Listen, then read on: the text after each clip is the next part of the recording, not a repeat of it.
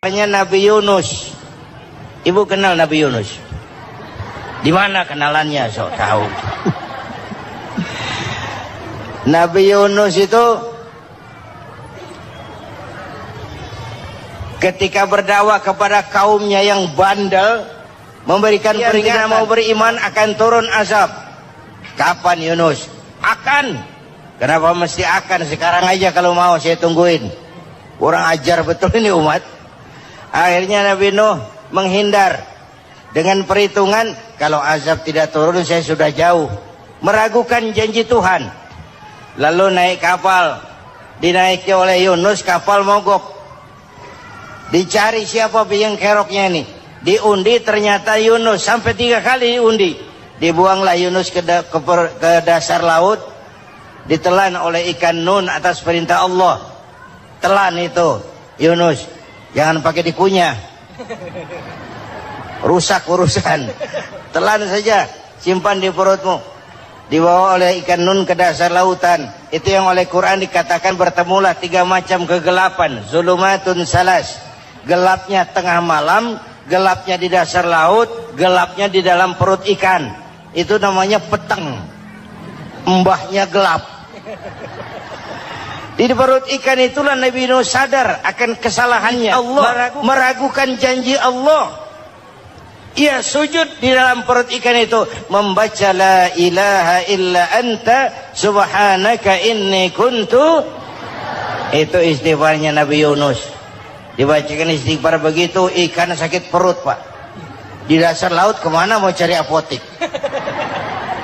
Dia naik ke permukaan, memuntahkan isi perutnya. Nabi Yunus keluar dengan selamat. Itu pun terjadi pada hari ke-10 bulan Muharram. Istighfar intinya itu. Itu amalan utama bulan Muharram, memperbanyak istighfar. Allah selamatkan Nabi Nuh dari bahtera banjir yang luar biasa 10 Muharram. Allah selamatkan Nabi Ibrahim dari pembakaran Raja Namruz 10 Muharram. Setelah Nabi Ibrahim itu menghancurkan berhala-berhala, Abrahat pulang mau ibadah, lihat Tuhannya berantakan, marah besar. Siapa yang menghancurkan Tuhan-Tuhan kita ini? Ada yang lapor, kami lihat Ibrahim. Tangkap. Belum ada bukti, tangkap dulu yang penting, bukti belakangan. Tangkap. Wah, dikerahkanlah aparat, tangkap Nabi Ibrahim. Disidang langsung oleh Abrahat, oleh Namruz maksud saya. Ibrahim, kau yang menghancurkan berhala-berhala kami ini, Tuhan-Tuhan kami. Siapa bilang? Ada yang lapor. Saya dengar enggak semua berhala itu hancur. Ada yang paling besar, angkat tangan, saya lihat ada kampak di tangannya. Barangkali yang besar itu iseng tuh, yang kecil-kecil dikampakin. Tanya aja sama dia, kamu gila? Kenapa? Masa kami disuruh nanya berhala? Nggak bisa jawab. Kenapa disembah? Lebih gila mana? Tahu nggak bisa jawab kenapa disembah? Kurang ajar kamu Ibrahim. Bakar, dibakar. Ketika Ibrahim dilempar ke kobaran api yang menggunung, Allah perintah api, ya naru kuni bardan wa salaman ala Ibrahim. Hai api, dinginlah sampean. Api Madura waktu itu pak. Hai api, dinginlah sampean, selamatkan Ibrahim. Api tunduk kepada perintah Allah. Ibrahim masuk ke kobaran api, selembar rambut pun tidak terbakar. Kenapa? Apinya tunduk kepada perintah Allah. Kenapa? Karena Ibrahim orang yang takut kepada Allah. Api tunduk kepada perintah Allah. Kalau kita baca ayat itu, masuk ke api, mateng. Sudah hadirin yang saya muliakan, oleh karena itu selamatnya Ibrahim dari pembakaran Raja Namruz itu pun pada 10 Muharram, Yaumul Asyura, hari ke-10 dari bulan Muharram. Media. Bapak Ibu hadirin hadirat yang saya cintai, sebagian kecil tentang Nabi Adam, Nabi Ibrahim dan Nabi Yunus, tapi saya belum menceritakan tentang Nabi Nuh tadi. Mengulang kaji. Nabi Nuh salah seorang rasul yang masuk ulul azmi 5 besar, karena memang perjuangannya menggambarkan satu usaha yang ulet dan luar biasa. Beliau diberi umur 950 tahun, lalu berdakwah selama 900 tahun, sore, pagi, siang, malam, dapat pengikut tidak lebih 80 orang, rata-rata 10 tahun satu. Kalau saya minta berhenti aja jadi nabi, Pak. Ustadz mana masih mau buka pesantren, 10 tahun buka pesantren, yang nyantri cuma satu. Pedagang mana yang masih mau dagang, 10 tahun dagang yang beli satu. Pimpinan partai mana yang masih mau kampanye, 10 tahun buka partai, yang nyoblos satu. Bangkrut. Umatnya bandel, kurang ajar, durjana, bajingan, tengik. Umatnya Nabi Nuh ini kalau diceramahi telinganya ditutup dengan tangannya. Nabi Nuh akhirnya rekes, Tuhan, siang malam saya berdakwah kepada umat ini. Tiap kali saya sampaikan dakwahmu, mereka tutup telinganya dengan tangannya. Alergi dengar ceramah. Apa itu ceramah? Non profit. Saudara-saudara, jadi mau kamu gimana, Nuh? Sudah Tuhan, habiskan saja orang kafir. Nanti kalau punya anak, anaknya pun kafir, moyangnya sikat habis. Biasanya kalau bapak kalong, anak kampret. Bapak nyolong, anak nyopet.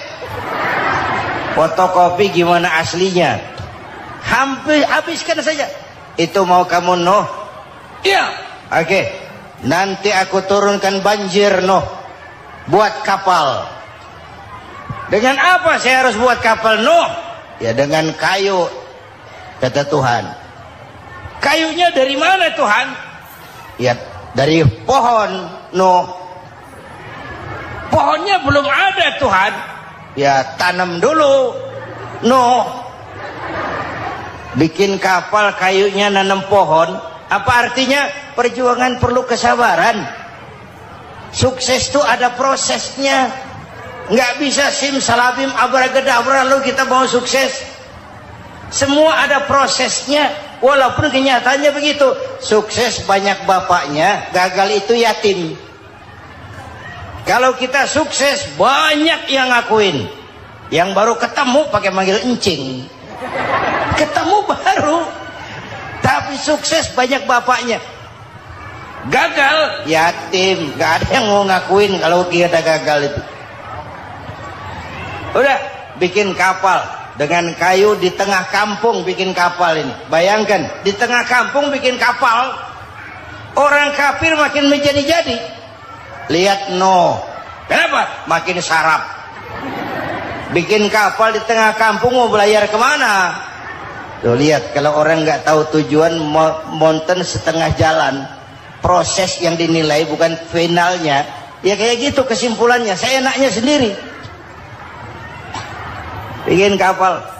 Kapal mendekati selesai. Ini orang kafir rame-rame datang ke kapal Nuh. Mau apa? Buang najis. Sakit perut, berangkat ke kapal Nabi Nuh. Nongkrong. Dapat 2-3 tumpuk, pulang. Penuh lantai kapal dengan najis manusia. Inilah perjuangan. Bukan jalan raya lurus bertabur bunga di kanan kirinya. Banyak unak, caci maki, antipat, segala macam. Nuh. Ada orang tua dasar kafir, kurang ajar, sudah stroke berangkat juga ke kapal Nuh. Mau buang najis, pincang-pincang digotong orang. Selesai buang najis, dia bangun mau pulang, pegangan tiang kapal terpeleset, jatuh di atas tumpukan najis. Terjadi keajaiban, yang stroke-nya sembuh. Lumpuhnya hilang, berangkat digotong-gotong, pulang jalan gagah sekali. Tapi orang kampungnya heran, ente sudah sembuh? Sudah. Berobat di mana? Kok begitu paten? Di kapal Nuh. Masih banyak.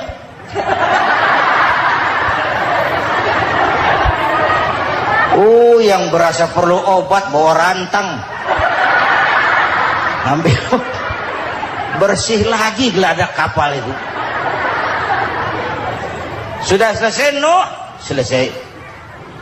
Oke, kau orang yang beriman bersamamu, binatang serba sepasang, naik Nabi Nuh, naik orang beriman sepasang. Ini cikal bakal penyelamatan manusia, Pak.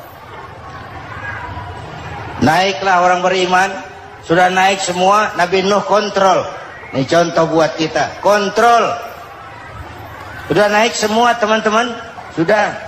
Pemimpin yang baik bukan cuma terima laporan di belakang meja. Laporan itu yang mana juga bagus. Sama juga kampanye yang mana juga merdu. Kalau aja yang dihitung. Pernah ada calon bupati kampanye janji, kalau saya berhasil kita akan banyak bangun jembatan di daerah kita. Rakyat tanya, Pak, nggak ada sungai di kampung kita, Pak. Dia bilang, sungainya kita bangun sekalian. Udah kadung janji, mana pula orang mau bangun sungai itu. Saudara-saudara, kontrol. Jangan cuma tunggu laporan di belakang meja, semua laporan bagus. Ya, Bu? Bu,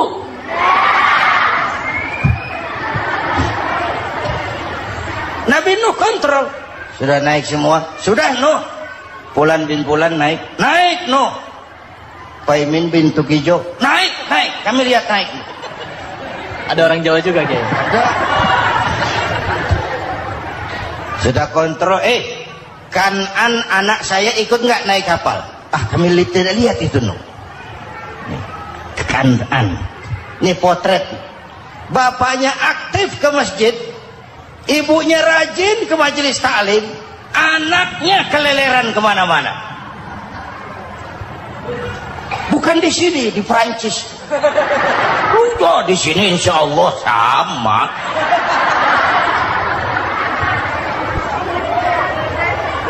Nuh karena sayang anak, Nuh karena cinta anak, Nuh karena tanggung jawab anak, cari naik ke atas kapal. Lihat Kanaan, anak saya, nggak lihat Nuh.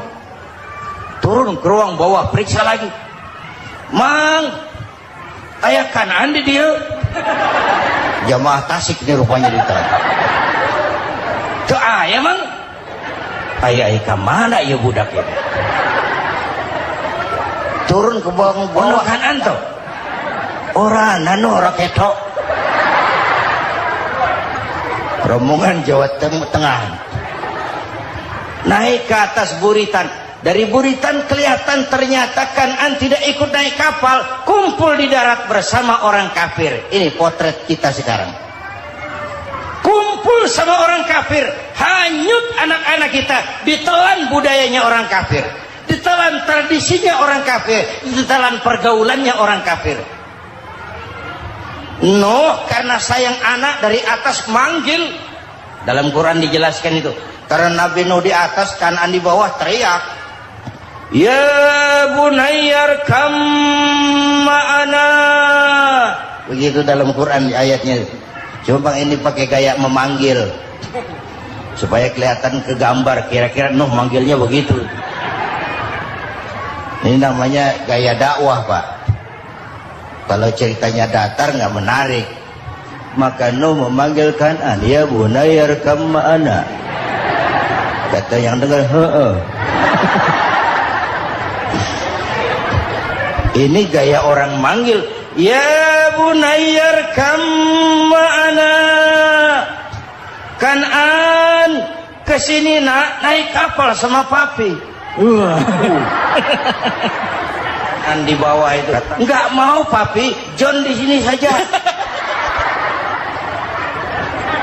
Kata Nuh, jangan nak, Allah sedang murka, akan turun banjir. Kalau datang banjir papi, sa'awi ila jabalin ya'simuni minal ma', saya akan naik ke gunung tinggi yang bisa menyelamatkan saya dari banjir. Kan'an naik ke gunung, gunung dihantam banjir, Kan'an mati sampai sekarang. Yang kelima, Nabi Musa, kisah Muharramnya ini lahir dalam kondisi yang sulit karena Fir'aun mimpi akan lahir seorang anak dari keturunan Bani Israel yang akan menghancurkan kerajaannya. Kata Fir'aun, sudah lahir belum anaknya? Belum. Kalau gitu mulai malam ini laki-laki dilarang bergaul sama istrinya. Semua perempuan hamil di bawah pengawasan negara. Mulai hari ini kalau lahir anak laki-laki turut nama Bani Israel, penggal. Satpol PP disiapkan. Udah ada kayaknya. Ada. Patroli. Bayangkan, Fir'aun itu bikin undang-undang seenaknya sendiri.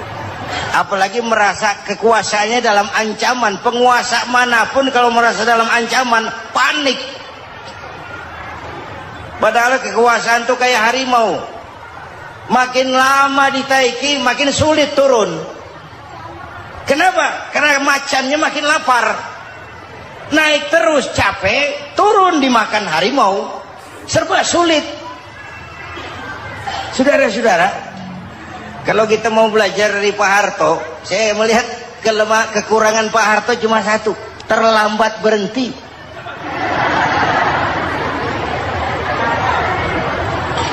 Terlambat berhenti.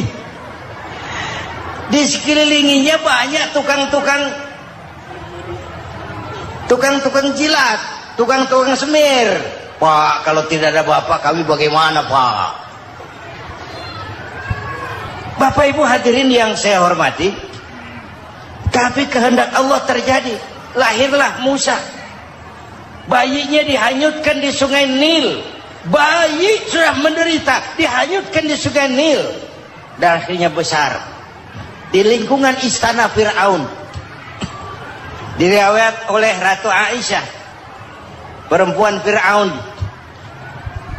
Setelah mulai berjuang, terjadilah itu. Musa dan pengikutnya dikejar oleh Fir'aun. Sampai di tepi laut, Allah wahyukan Musa, lempar tongkatmu ke laut. Dalam kondisi darurat, mukjizat tiada jalan. Kondisi darurat. Kalau tidak, mukjizat itu maunya Allah, bukan maunya Nabi. Nabi nggak kuasa. Allah yang mau. Tapi hidup Nabi bukan mukjizat, manusiawi. Tidak mentang-mentang ada mukjizat tongkat, tiap sulit main tongkat. Nggak usah berjuang kalau begitu. Itu darurat menyelamatkan umat. Tongkat dilempar ke laut, laut terbelah. Laut terbelah. Itu secara visualnya bisa kita lihat dalam film The Ten Commandments. Udah nonton belum? Urusan nonton kalah sama Ustadz bagaimana sih? Ten Commandments, 10 firman Tuhan. Tekniknya bagus loh. Bagaimana laut terbelah. Musa lewat, Fir'aun mengejar. Musa sampai di ujung sana, Fir'aun masih di sama tengah perjalanan. Laut nutup kembali. Laut menutup kembali, Fir'aun tenggelam. Cengap-cengap di lautan. Begitu nafas sampai di tenggorokan, Fir'aun sambil cengap-cengap itu, amantu bi Rabbi Musa wa Harun. Duh, kalau begini mah saya juga percaya sama Tuhannya Musa. Malaikat maut jengkel, goblok loh. Terlambat sekarang. Ditenggelamin terus. Modar. Musa selamat. Fir'aun mati. Jenazahnya, jasadnya terdampar di pinggir laut. Beberapa waktu kemudian ditemukan di balsam, diawetkan. Itu sesuai janji Quran. Wa kadzalika nunajjika bi badanika litakuna liman khalfaka ayah. Kami selamatkan badan kamu agar jadi pelajaran bagi orang-orang sesudah kamu nanti. Janji Quran tepat. Janji itu 14 abad yang lalu. Jasad Fir'aun ditemukan, dimumi, diawetkan, dibalsem di bawah nama Farao Ramses II. Sekarang tersimpan di Museum Negara di Mesir. Kapan-kapan nanti ibu main ke Mesir, mampir. Naik ojek paling berapa itu? Oh, orangnya tinggi, hidungnya mancung, pokoknya pantaslah jadi Fir'aun. Selamatnya Musa di kejaran Fir'aun di ujung sana itu terjadi pada hari ke-10 bulan Muharram, yang oleh orang Nasrani diperingati dengan hari raya Paskah. Mereka melaksanakan puasa, mensyukuri nikmat keselamatan dari kejaran Fir'aun. Makanya kalau kita ikut puasa di bulan Muharram bukan mengikuti syariatnya Nasrani, salah. Karena Nabi mengajarkan, itu sumbernya, bukan ikutan sama ibadahnya Israel. Tapi memang agama ini kan merupakan mata rantai. Datang Rasul baru melengkapi Rasul sebelumnya, datang Rasul baru melengkapi Rasul sebelumnya. Mata rantai yang berkaitan. Setelah Muhammad selesai, selesailah tugas Nabi dan Rasul. Selesailah misi Nabi dan Rasul. Tidak ada Nabi lagi sesudah Nabi Muhammad. Itu harga mati, titik. Gak ada kompromi. Siapapun sekarang ini nggak datang ngaku jadi Nabi, wajib tidak percaya. Wajib tidak percaya. Tapi kaitannya memang, kita bilang Nasrani, orang bahasa Arab, bahasa Ibraninya Nazaret, Nasiroh, Nazaret. Itu beda dialek. Kita Daud, dia David.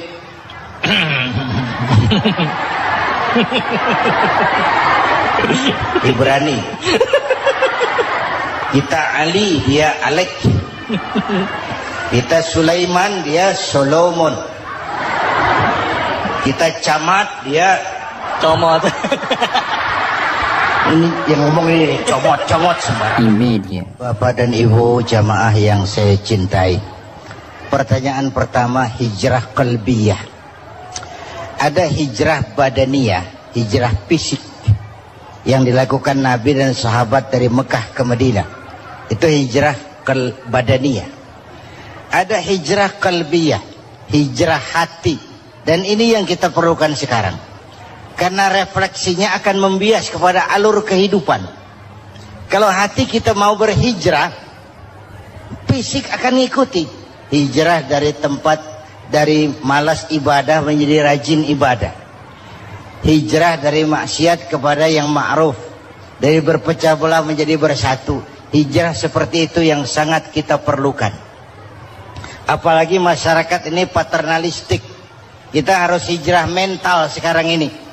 Maka yang disampaikan tadi benar. Seorang ketua MK siap mengundurkan diri kalau terbukti anak buahnya terlibat suap. Itu walaupun siap, tapi sudah angin segar buat rakyat. Bahwa masih ada banyak insya Allah pejabat kita yang punya harga diri. Walaupun ada juga pejabat kita yang muka tembok, kulit badak, kuping kebo. Muka tembok, kulit badak, kuping kebo. Biasanya kalau kereta api tabrakan di negara-negara maju, Menteri Perhubungannya mundur. Di kita petugas palang pintu dipecat.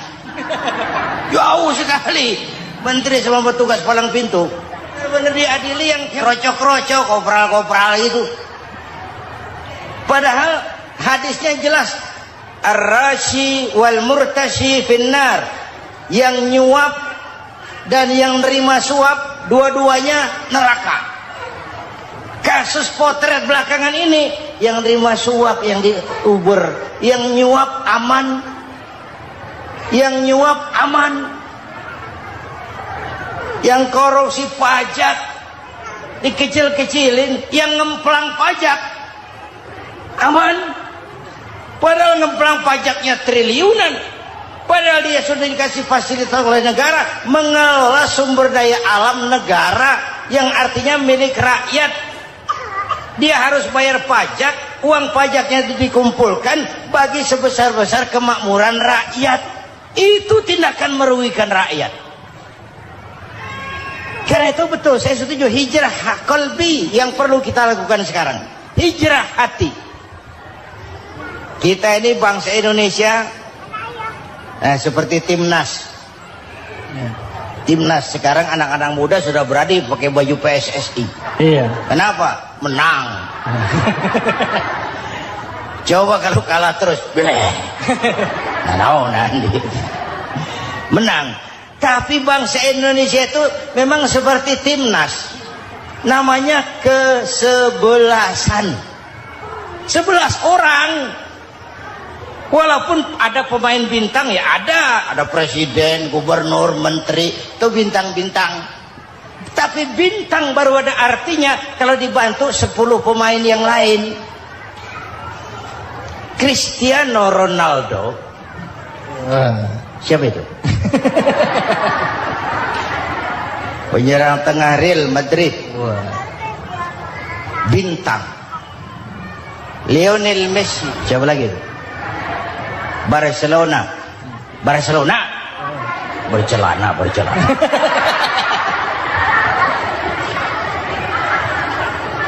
Michael Rooney, bintang Manchester United. Ronaldo baru bintang, Messi baru bintang kalau ada 10 pemain yang lain. Bagaimanapun hebatnya Cristiano Ronaldo, kalau sendirian lawan satu kesebelasan, babak belur. Itulah kita, bangsa Indonesia. Kita satu kesebelasan, harus saling memperkuat. Ada bangsa kita ini yang jadi jaksa, ada yang jadi hakim, ada yang jadi polisi. Itu posisi penyerang tengah, kiri luar, kanan dalam, back, striker, kiper, posisi. Tapi sadar, kita satu kesebelasan, Bung. Jangan bikin gol ke gawang sendiri. Kalau punya bola bagus, operan dong sama temannya. Yang bisa menciptakan gol, operan. Ada yang jadi pengusaha besar, bagus boleh. Punya untung besar, operan. Kasih masjid, kasih pesantren, operan. Ini kesebelasan kita kalau punya bola pelitnya setengah mati, Pak. Nggak mau ngoper. Bawa sendiri, mending bikin gol. Enggak. Kita ini satu kesebelasan. Satu sama lain harus saling memperkuat. Bahwa ada penyerang tengah, itu si posisi. Tapi kalau memang peluang memungkinkan, ayo dong operan. Saya iri sama kesebelasan Nasrani di Indonesia. Mereka kalau punya bola operannya cakep. Gereja cepat selesai, rumah sakit Kristen cepat selesai. Kenapa? Operannya bagus. Kita ini kalau punya bola bawa sendiri, nggak mau ngoper. Maka masjid nggak selesai-selesai. Madrasah banyak yang bocor. Rumah sakit Islam kalah bersaing. Kenapa? Operannya berat. Yuk menyadari kita ini timnas, satu kesebelasan. Jangan menjegal kawan seiring, kawan sendiri dijegal. Sudah musuh terlalu kuat, gawang sendiri dijebol. Akhirnya terbalik kita ini. Ujian terberat telah diberikan Allah kepada para anbiya. Kemudian para aulia, kemudian para ulama. Summal amsal fal amsal, ke bawah dan ke bawah, diuji setiap orang menurut kekuatannya berpegang kepada agama. Kalau karena anak Melayu bilang, kalau takut dengan ombak, jangan berumah di tepi pantai. Kalau takut diterjang ombak, jangan berumah di tepi pantai. Kata ibu tadi, mau jadi pohon tinggi harus berani ketiup angin. Makin tinggi pohonnya, makin keras anginnya. Takut angin, jangan jadi pohon tinggi, jadilah rumput. Nggak ditiup angin, tapi diinjak kebo. Apa yang nggak ada resikonya? Apa yang nggak ada resikonya? Semua nabi ada yang dihantam kekuasaan yang arogansi. Ibrahim berhadapan dengan Abrahat, Namrud. Musa berhadapan dengan Fir'aun. Ada yang diuji dengan berhadapan umat yang sangat kurang ajar. Ada yang diuji dengan gosip yang dahsyat. Digosipi sama Zulaikha itu. Nabi Yusuf.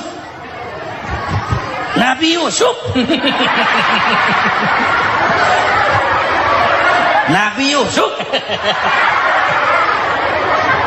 Ya. Yang namanya gosip itu kan menyebarkan keburukan orang. Kalau benar saja hukumnya ghibah. Ya.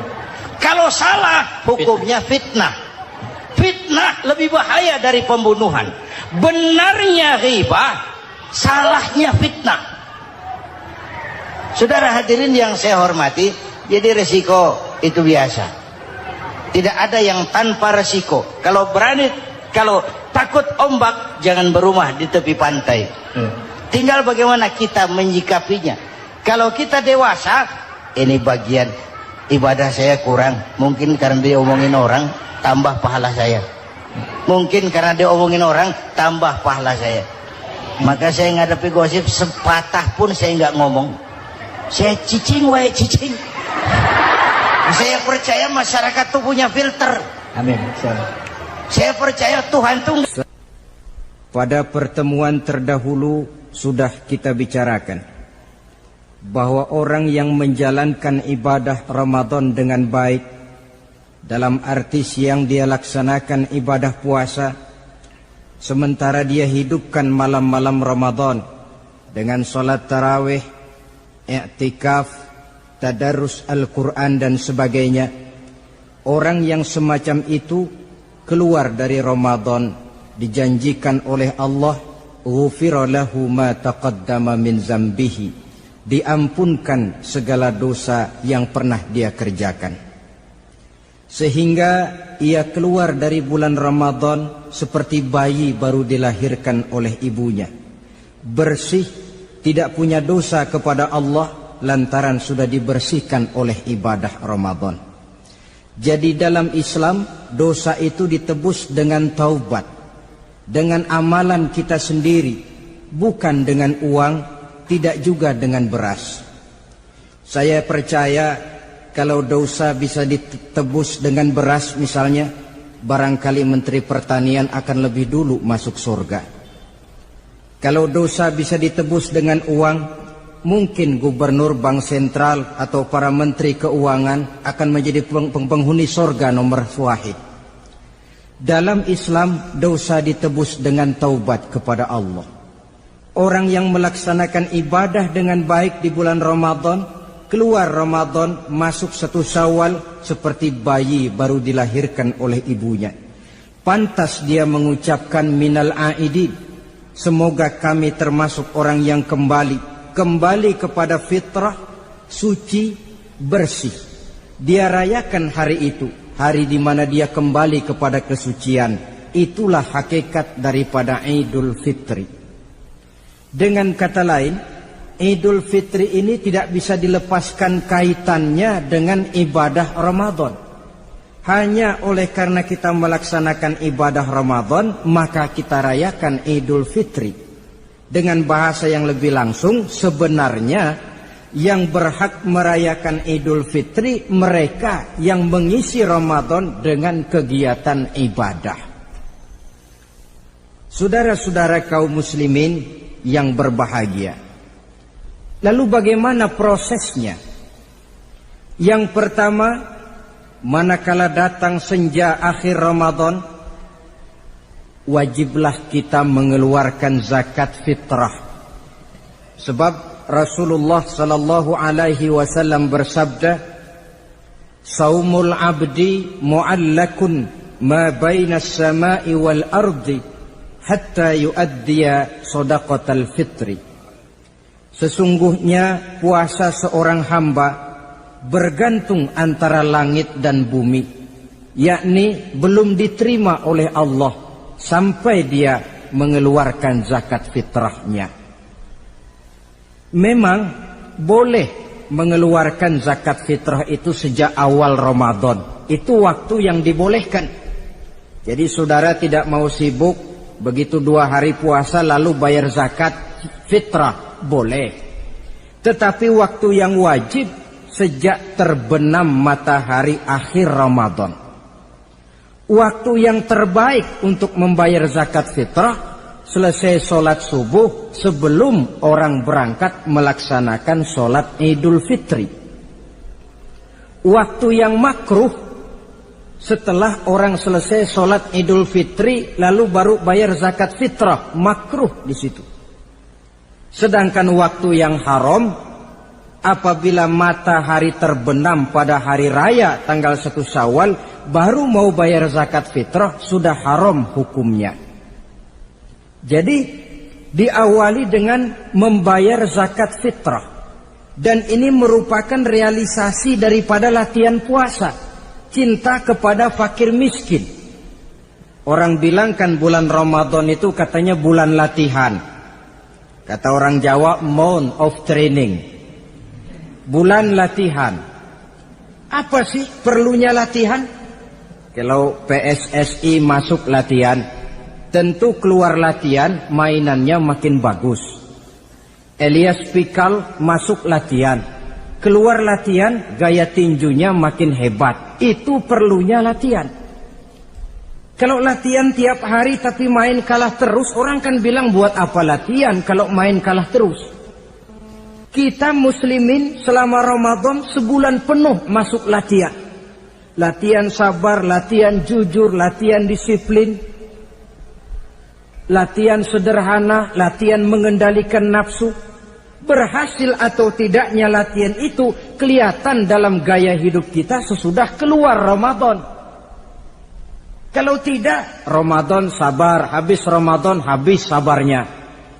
Ramadan rajin ke masjid, selesai Ramadan selesai ke masjidnya.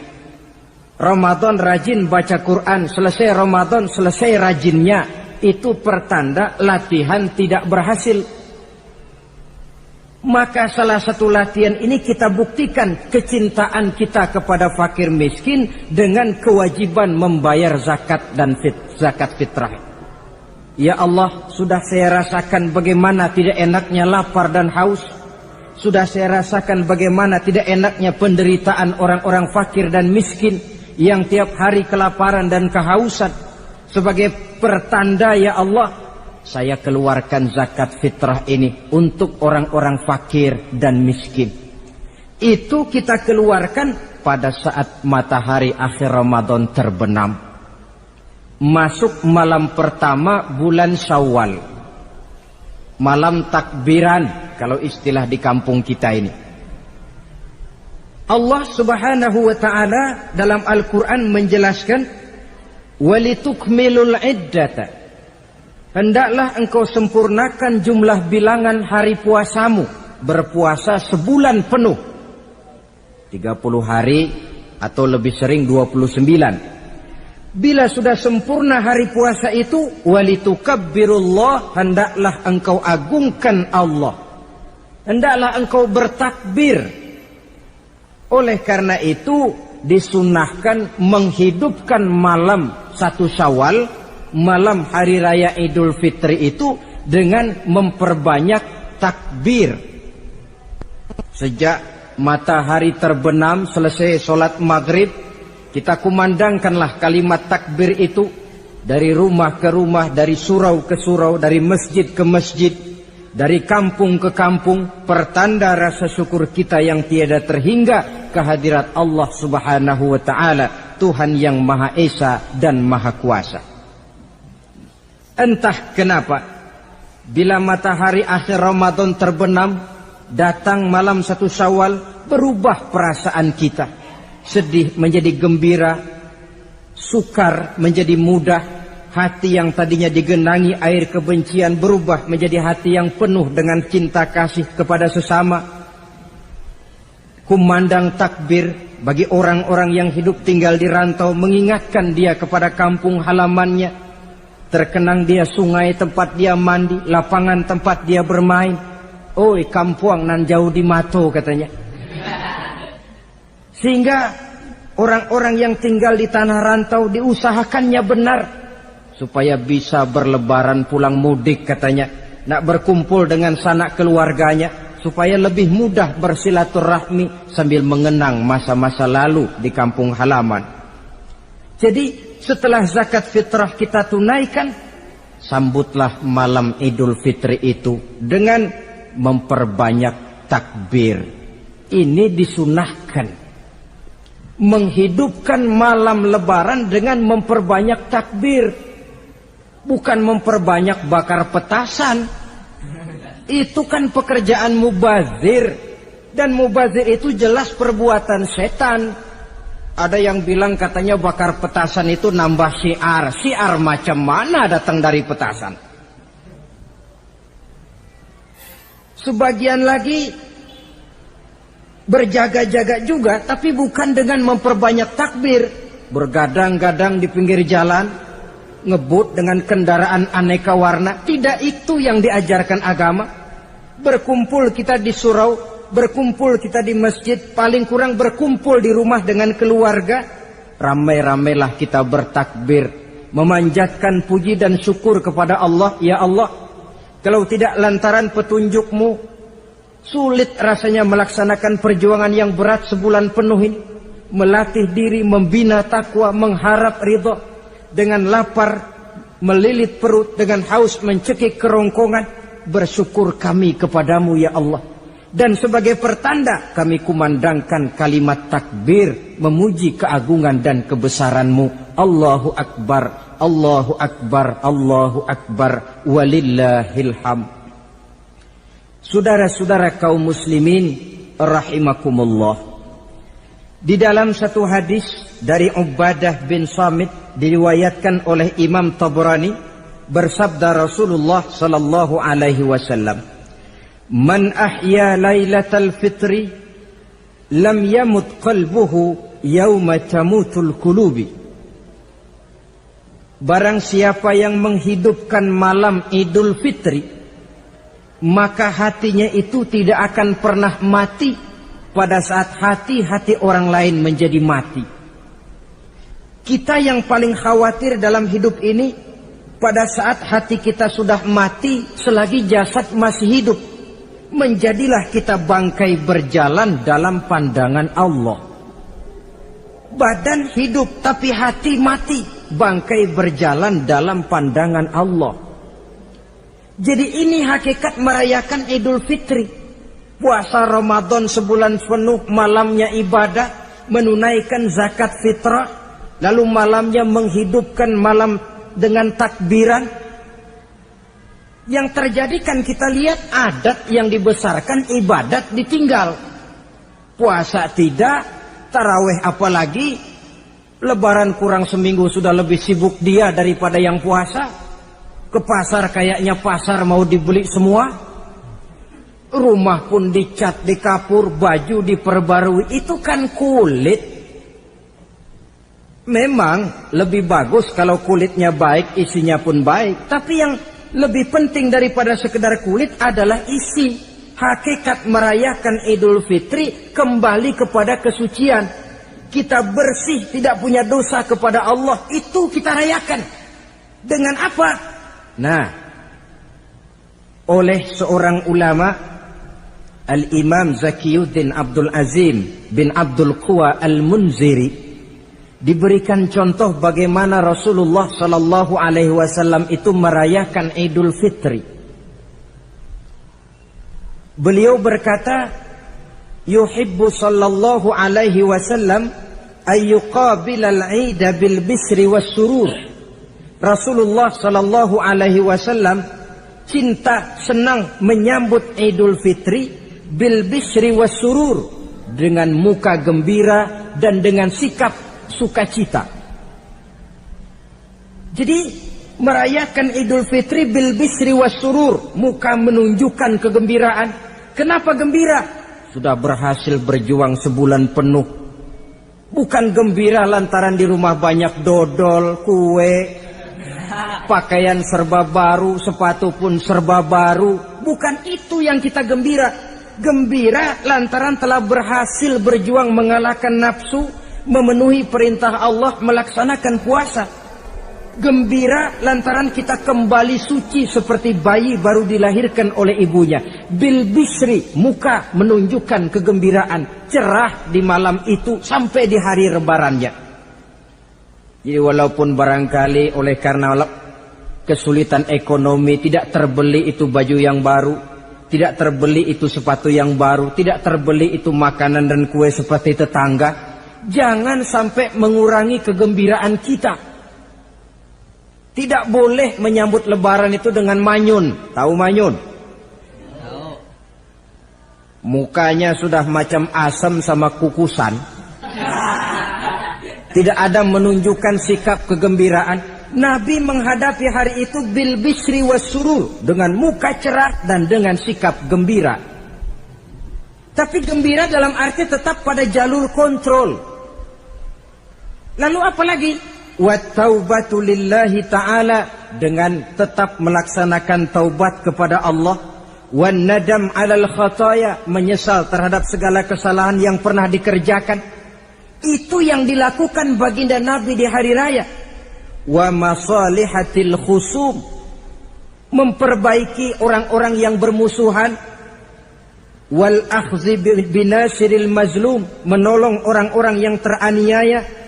Wasillatil arham, melaksanakan silaturahmi.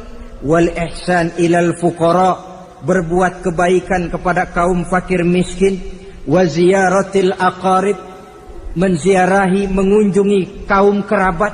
Itu hakikat di dalam melaksanakan Idul Fitri. Jadi jangan terbalik, sudah merasa baju baru, ini kan lebaran, merdeka. Kalau kemarin Ramadan kita dikekang, tidak boleh begini, tidak boleh begitu. Sekarang sudah keluar Ramadan, merdeka.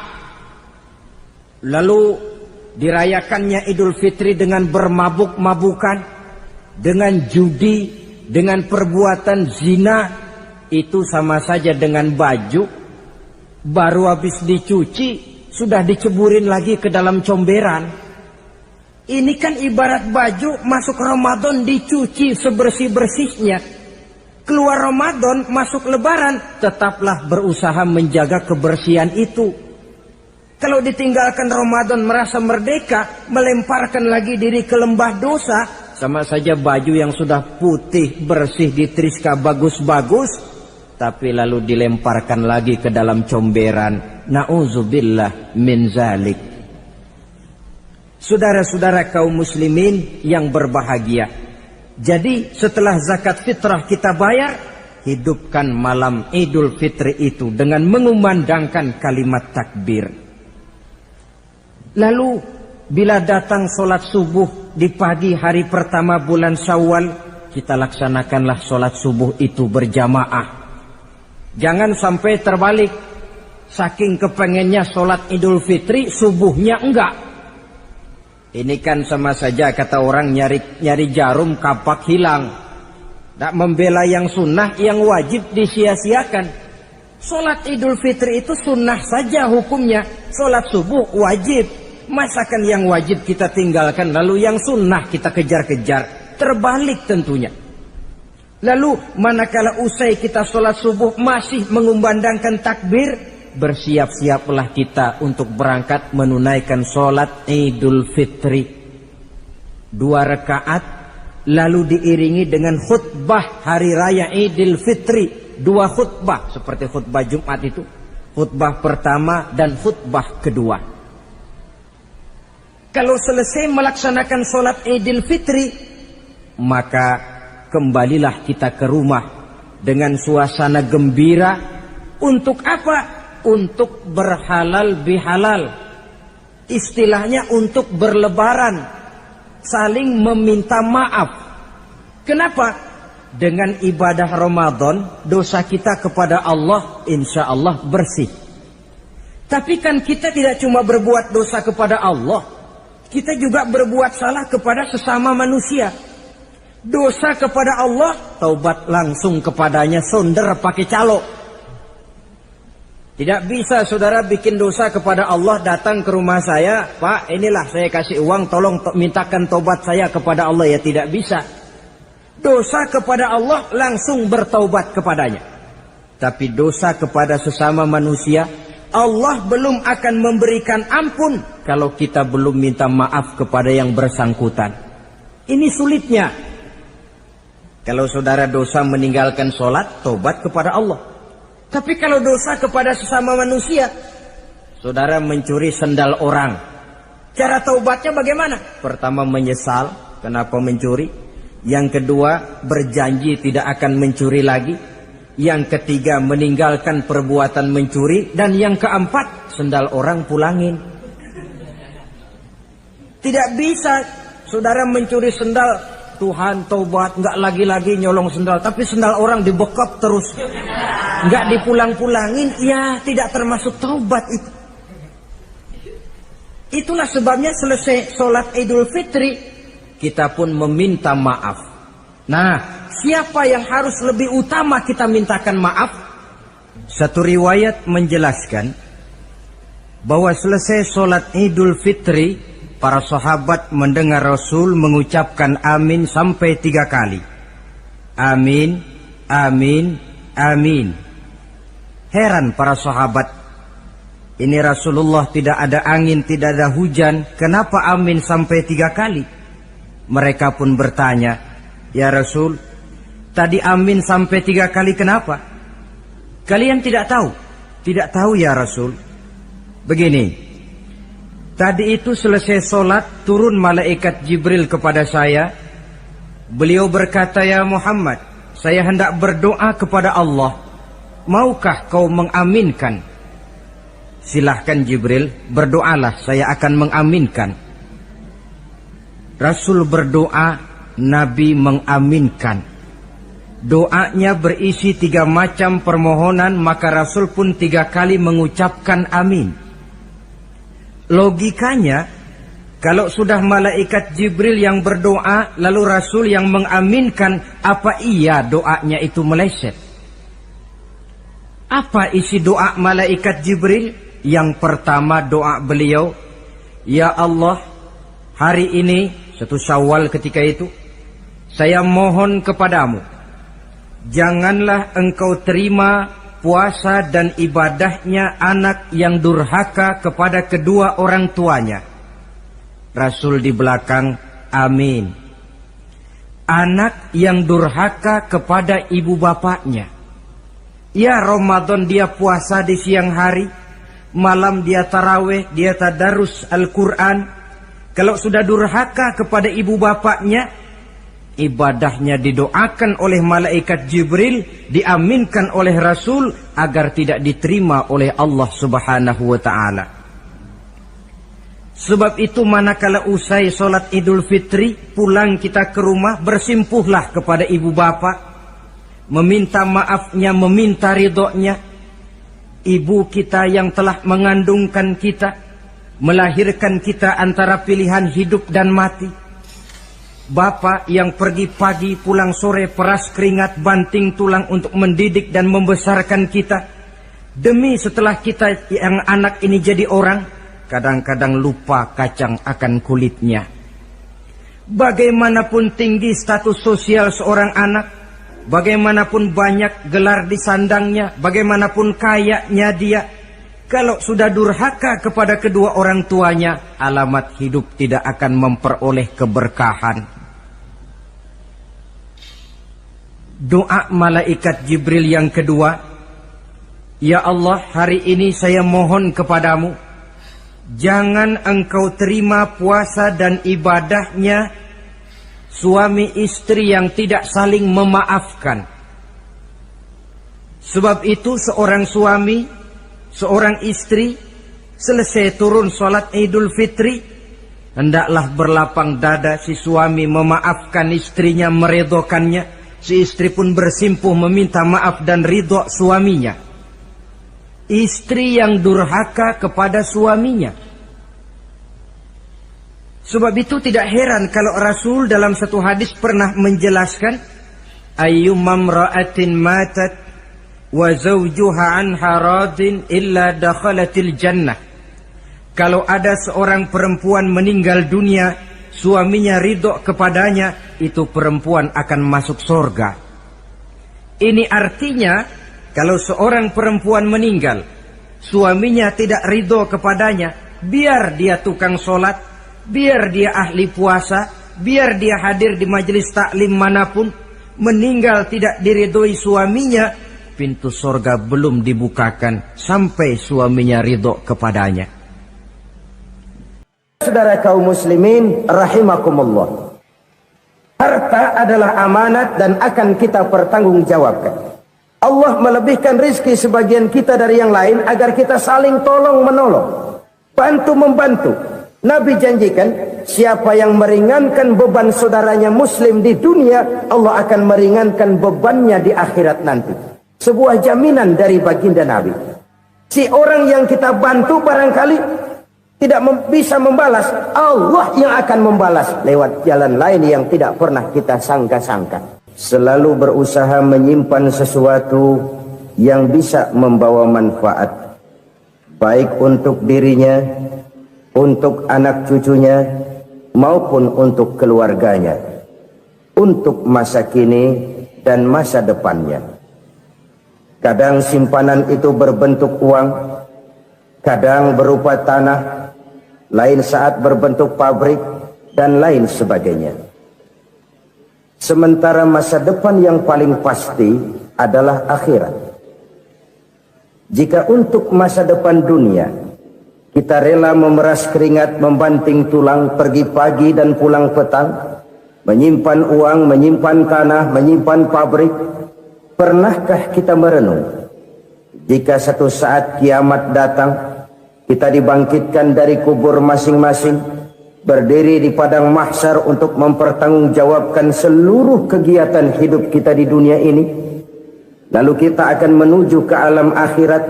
Sudahkah kita mempunyai simpanan untuk akhirat kita? Pada pertemuan kali ini saya ingin menyampaikan sebuah hadis di mana Rasulullah sallallahu alaihi wasallam bersabda, "Arba'un min kanzil jannah." Simpanan sorga ada 4 macam. Yang pertama, ikhfa'us sadaqah, menyembunyikan sedekah. Saudara-saudara kaum muslimin, sebagaimana yang kita maklum bahwa Allah Subhanahu wa taala melebihkan sebagian rezeki dari kita terhadap yang lain. Ada yang kaya, ada yang setengah kaya, ada yang miskin, ada yang setengah miskin, dan selanjutnya. Ada yang gajinya kecil tapi penghasilannya gede. Ada yang penghasilannya gede tapi nggak punya gaji. Ada juga yang memang gajinya gede dan penghasilannya gede. Kelebihan rezeki merupakan sunnatullah dan tidak harus membuat kita merasa lebih dari yang lain. Bahkan sebaliknya, kelebihan itu harus membuat kita ringan tangan untuk menolong mereka yang memang memerlukan pertolongan. Kalau saudara diberikan ilmu, maka pertanyaan akhirat cuma satu: ilmumu kau amalkan untuk apa? Kalau saudara diberikan umur yang panjang, pengadilan akhirat juga bertanya satu: umurmu kau habiskan di mana? Tapi kalau saudara diberikan harta, pengadilan akhirat akan bertanya dua: hartamu kau dapat dari mana? Kau belanjakan kemana? Dari mananya ditanya dan kemananya juga ditanya. Oleh karena kita akan dimintakan pertanggungan jawab, maka amanah yang bernama harta ini harus kita gunakan dengan sebaik-baiknya. Ada penggunaan yang merupakan kewajiban, itu zakat namanya. Ada penggunaan yang sewaktu-waktu, itu infak namanya. Ada yang lebih sewaktu-waktu lagi, dan itu sedekah namanya. Zakat dia terikat oleh haul dan nisab, oleh putaran batas waktu dan ukuran dari harta itu sendiri. Sedangkan infak terikat oleh situasi dan kondisi perekonomian seseorang. Sedangkan sedekah tidak terikat dengan apapun. Dalam kondisi seperti apapun kita bisa melakukan sedekah dengan yang terkecil sekalipun. Sampai-sampai Rasulullah sallallahu alaihi wasallam mengajarkan, la tahqiranna minal ma'rufi syai'an walau an talqa akhaka biwajhin talik. Atau ada hadis, tabassumuka fi wajhi akhika laka shadaqah. Senyumanmu kepada temanmu adalah sedekah. Jadi untuk melakukan sedekah tidak harus dalam berbentuk uang. Dengan ilmu kita bisa sedekah, dengan tenaga kita bisa bersedekah, dengan pikiran kita bisa bersedekah, bahkan senyum kepada teman itu pun sedekah. Jadi kalau sedekah dengan uang memang belum punya uang, nyengir aja banyakin. Itu asal pada tempatnya, jangan lalu ketemu tiang listrik cengengesan. Tentu tidak pada tempatnya dan tidak wajar. Nah, sedekah yang paling dicintai Allah adalah sedekah yang disembunyikan. Artinya jauh dari sifat riya. Kan kadang-kadang ada orang sedekah itu disebutkan namanya. Apa tidak bagus? Kalau memang niatnya ikhlas, ya bagus-bagus saja. Untuk memberikan sugesti kepada yang lain. Si Fulan bin Fulan nyumbang sekian, diumumkan. Boleh kalau niatnya untuk memberikan rangsangan kepada yang lain supaya dia menyumbang lebih besar dari orang tadi. Tapi kalau itu mendatangkan riya, maka sedekah yang paling dicintai Allah adalah sedekah yang disembunyikan. Tangan kiri saja tidak tahu apa yang diberikan oleh tangan kanan. Sedekah yang dilakukan dengan ikhlas akan merupakan perbendaharaan surga, tersembunyi dari pandangan orang lain, tidak seorang pun tahu. Karena memang sikap yang baik adalah melupakan kebaikan dan mengingat kesalahan. Itu salah satu ciri orang bahagia. Orang yang selalu mengingat kesalahannya dan berusaha melupakan segala kebaikannya. Kalau dia akan berada kebaikan, dia tidak bisa ikut, dia merasa rugi karena dia merasa belum pernah berbuat baik. Tapi kalau akan melakukan kesalahan baru, dia ingat kesalahan yang sudah-sudah, sehingga terhalang baginya untuk melakukan satu kesalahan baru. Demikianlah saudara-saudara, bahwa Allah melebihkan rizki sebagian kita dari yang lain, agar terjadi tolong-menolong dalam kehidupan ini. Jadi kesenjangan yang nature, kesenjangan yang alami, itu sunnatullah. Ada yang kaya, ada yang miskin, ada yang kelas menengah. Nah, kenapa lalu sekarang kita berusaha mengentaskan kemiskinan? Oleh karena adanya kesenjangan struktural. Kalau yang kaya bisa semakin kaya, kenapa yang miskin tidak bisa naik jadi ikut sedikit kaya? Sebab pada dasarnya Islam adalah agama yang sejak turunnya sudah berupaya memerangi kemiskinan. Bahkan dikatakan kemiskinan itu mendekatkan kepada kekufuran. Orang kalau miskin udah dekat banget sama kafir. Gampang menjadi kafir. Berapa banyak saudara-saudara kita yang oleh karena soal perut, oleh karena soal materi, terpaksa meninggalkan dan menanggalkan akidahnya. Menjual petunjuk yang diberikan Allah dengan kesenangan dunia yang cuma sebentar ini. Na'udzubillah, thumma na'udzubillah. Jadi makin kita sembunyikan satu sedekah, semakin banyak perbendaharaan kita di surga. Sedekah yang paling dicintai Allah adalah sedekah yang disembunyikan. Malahan ada seorang sufi, dia punya kebiasaan kalau pergi sholat Jumat dia bawa uang, itu uang dia taruh di bawah tikar masjid. Dia niat sedekah kepada siapa saja yang nemuin itu duit. Maksudnya apa? Supaya yang nemuin nggak tahu siapa yang punya duit. Demikian dia saking ingin menyembunyikan sedekahnya. Karena sifat riya itu bisa memakan amal kita sendiri. Riya itu termasuk menyebut-nyebut kebaikan kita. Orang yang suka nepuk dada, sedikit-sedikit ngitungnya kalau nggak gua. Tuh kalau nggak gua tuh yang belas itu kalau nggak gua. Iya kalau nggak lu kenapa emang? Orang yang suka menepuk jasa, tuh biasanya memang begitu saudara-saudara. Kalau perang lagi berkecamuk, orang nggak sempat ngaku jadi pahlawan. Tapi begitu perang selesai, yang kagak kenal bedil ngaku pahlawan, Itu sesuatu yang biasa. Oleh karenanya Orang-orang yang ikhlas dalam bersedekah, disembunyikannya sedekah itu Allah cinta betul. Malahan ada hadis memberikan jaminan, inna sadaqatal mar'il muslimi tazidu fil umri wa tadfa'u mitatas su'i. Sesungguhnya sedekahnya seorang mukmin tazidu fil umri, bisa menambah umur panjang, wa tadfa'u mitatas su'i, dan menyelamatkan manusia dari mati secara su'ul khatimah. Jadi siapa yang kepengen panjang umur, banyaklah sedekah. Yang bosan hidup, pelit terus.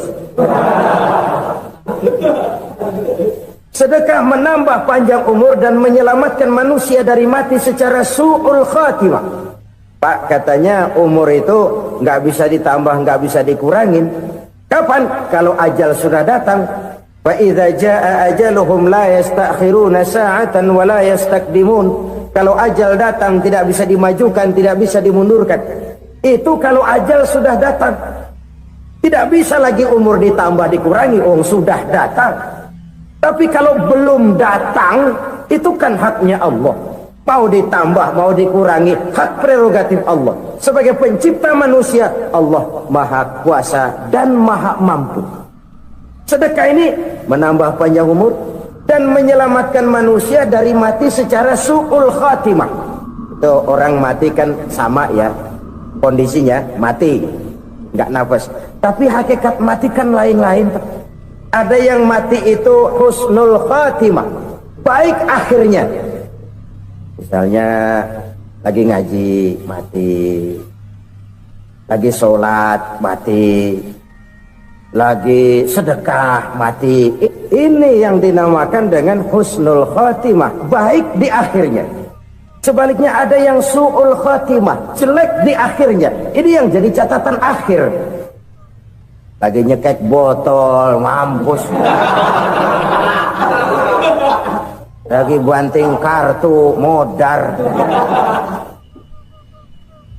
Su'ul khatimah, jelek pada akhirnya. Sedekah menyelamatkan manusia dari mati secara su'ul khatimah. Dan kita semua kepengen mendapat husnul khatimah, jauh dari su'ul khatimah. Oleh sebab itu yang bisa menyelamatkan kita dari penyakit itu antara lain adalah sedekah yang disembunyikan, yang dikerjakan dengan ikhlas karena Allah, tidak karena kepengen dipuji orang, tidak karena ingin dikatakan orang pemurah. Sebab orang dermawan itu orang yang memberi tanpa harus diminta. Kalau masih harus diminta, ya belum dermawan namanya, masih harus diminta. Kalau nggak diminta ya tulus, lolos, polos. Saudara-saudara kaum muslimin rahimakumullah, harta adalah amanat dan akan kita pertanggungjawabkan. Allah melebihkan rizki sebagian kita dari yang lain agar kita saling tolong menolong, bantu membantu.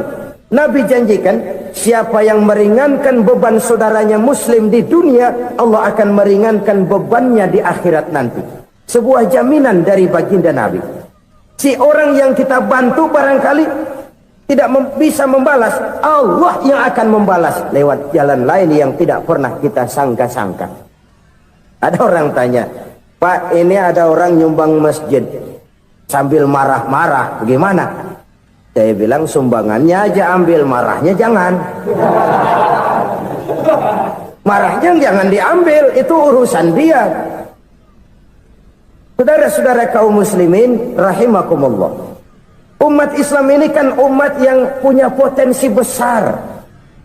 Kadang kita merenung, kenapa kadang-kadang pembangunan masjid kok lambat sekali? Kalau hotel hari ini peletakan pertama, bulan depan peresmian. Supermarket hari ini peletakan batu pertama, minggu depan peresmian. Tapi kalau sudah yang namanya masjid, kadang-kadang peletakan batu pertama sekaligus jadi batu terakhir.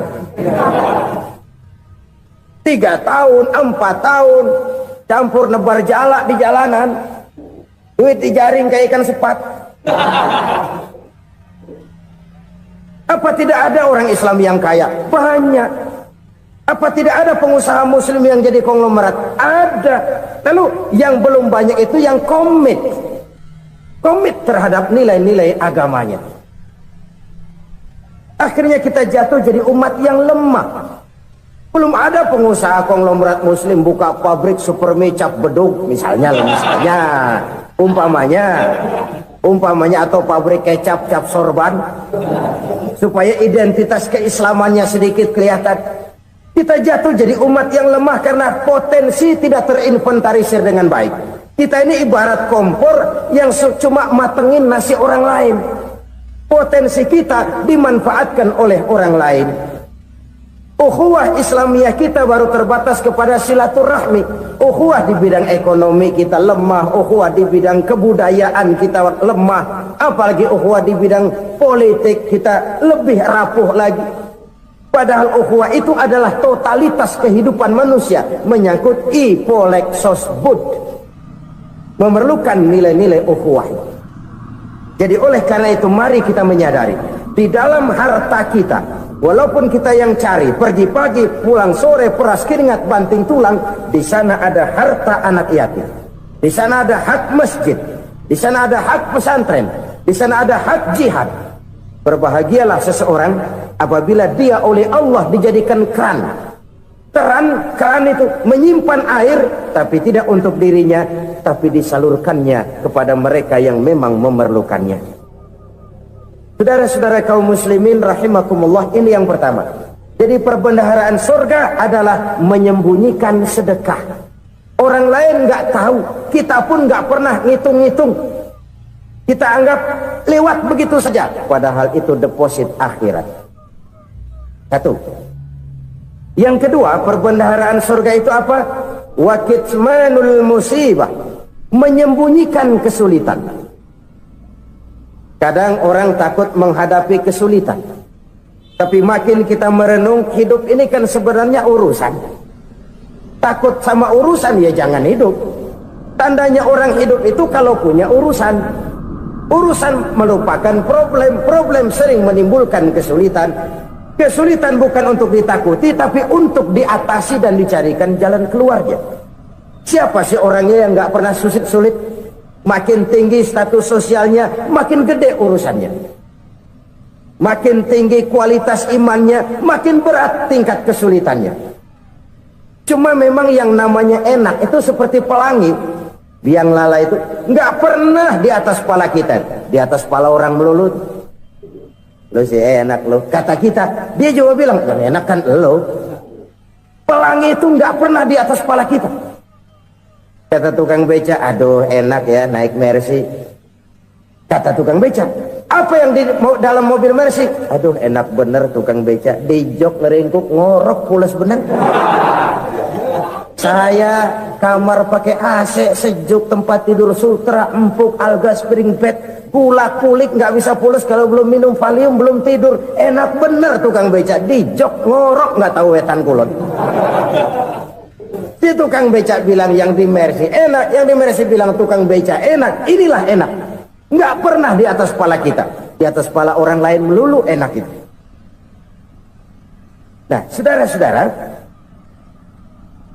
yang merupakan perbendaharaan surga itu orang yang bisa menyembunyikan kesulitan, baik pribadi ataupun rumah tangga. Nih terutama rumah tangga yang jadi soalnya. Kadang-kadang kita ini kalau senang, sebaliknya kalau senang kita diam, kalem aja, cuek.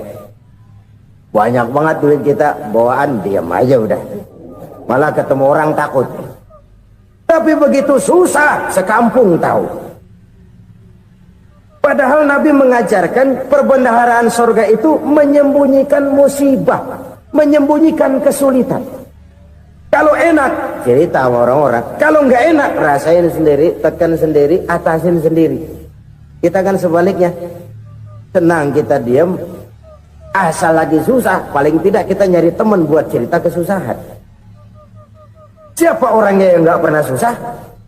Cuma soalnya bagaimana kita mengatasi kesusahan itu sendiri. Begitu juga misalnya kalau orang sudah berumah tangga, itu orang tuanya harus menjadi tempat dia cerita yang enak-enak saja. Yang nggak enak rasain berdua, selesaikan berdua, atasin berdua. Jangan dibalik. Asal senang diam, giliran susah aja, maknya laporan. Terbalik. bisa menjaga security informasi. Maka nama bayam keluar diem, malah seluitan. Enak amat lo makan daging ayam. Security informasi. Saudara-saudara kaum muslimin rahimakumullah, ujian yang terberat itu yang pernah diberikan kepada para nabi, para rasul, para aulia, para ulama. Makin tinggi keimanan, makin berat bentuk kesulitan. Ayo saya kemukakan satu contoh saja. Ada seorang nabi yang kaya, nabi kaya, namanya Nabi Ayub. Iblis kalau orang begini kan keki, ibadahnya rajin, kaya. Nih yang kayak begini susah digodain. Kalau ibadahnya rajin, miskin, kali bisa disogok. Sini imannya mantap, ibadahnya rajin, kaya, nabi lagi. Oh, tapi namanya iblis, nggak kurang akal. Laporan, Tuhan, kenapa Les? Ya ini bahasa saya, bahasa Qurannya sih nggak gitu. Itu hambamu yang namanya Ayub, dia rajin ibadah cuma karena dikasih kaya aja. Coba kasih miskin dia, berhenti dia sembahyang. Ah, kamu bisa aja. Saya tahu Ayub itu hambaku yang ikhlas. Saya buktiin Tuhan, silahkan. Dibuktiin lah, iblis turun ke alamin. Yang mula-mula dia lakukan, dia rusak sawah ladang Nabi Ayub. Dia binasakan binatang ternak Nabi Ayub. Sehingga dalam waktu singkat, jatuhlah Nabi Ayub dari orang paling kaya jadi orang paling miskin.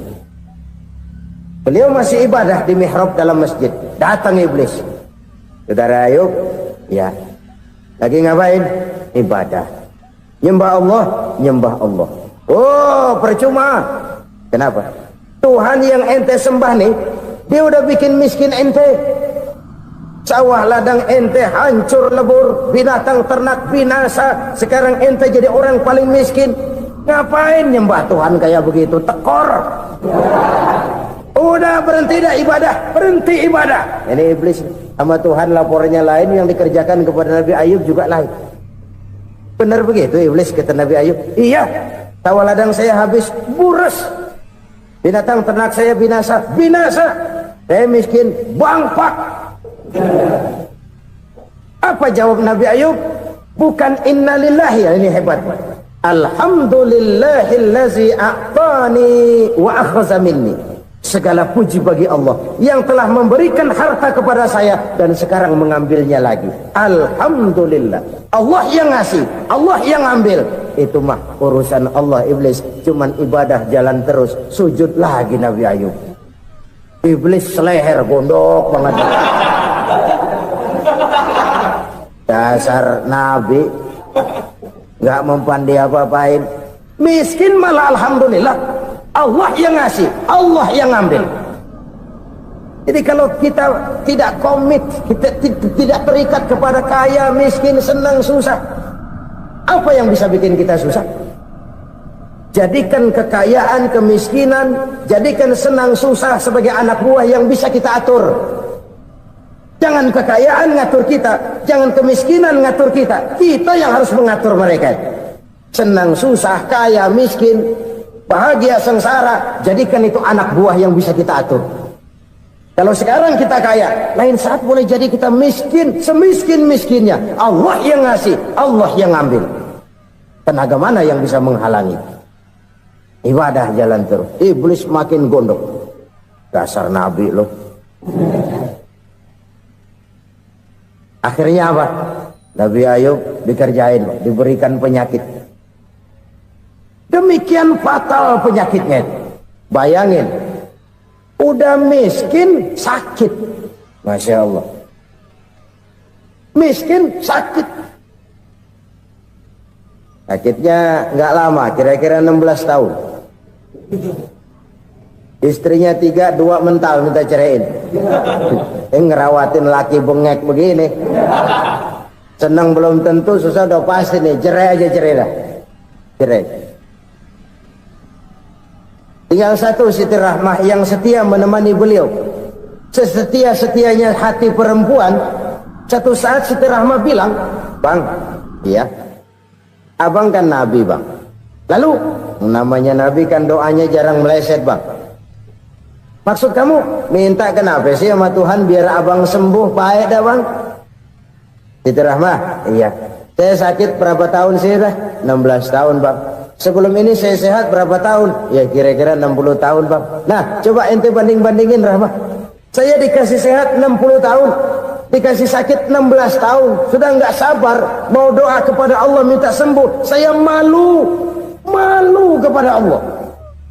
Diuji dengan yang luar biasa seperti ini, tidak mengganggu stabilitas kehambaannya. Dia tetap menghamba kepada Allah Subhanahu wa ta'ala.